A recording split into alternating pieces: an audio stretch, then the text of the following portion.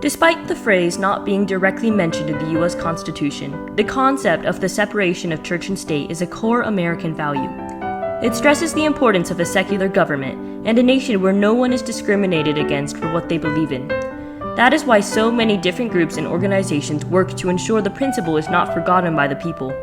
As our federal and state governments attempt to incorporate more religious ideologies into public spaces, these groups are more important now than ever before.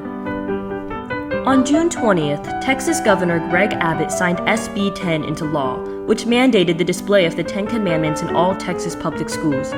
As a student enrolled in a Texas high school, the idea of the government installing this religious text while prohibiting all others deeply concerns me, and I am not the only one.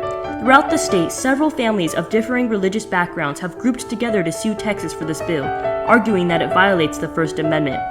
This is just one way to advocate for the separation of church and state, by identifying an injustice and directly telling the government how to rectify it through legal means. As the case is still ongoing, the court has yet to make a decision. However, a case in Louisiana had successfully blocked a nearly identical bill earlier this year, showing that these efforts are not in vain.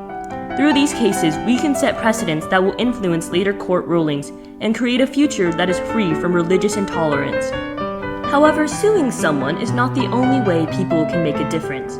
Countless organizations, including Americans United for Separation of Church and State and the Freedom from Religion Foundation, work towards keeping our government separate from religion. They lobby representatives and educate the public on the importance of a religiously neutral administration.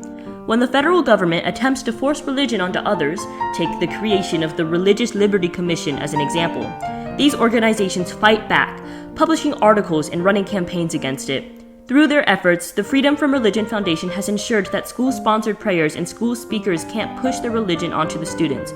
Americans United for Separation of Church and State has defended the Constitution and has advocated for the rights of LGBT people who are often persecuted because of religious doctrine. Currently, these actions have inspired others to join the cause, allowing for the message to spread and for their voices to be heard.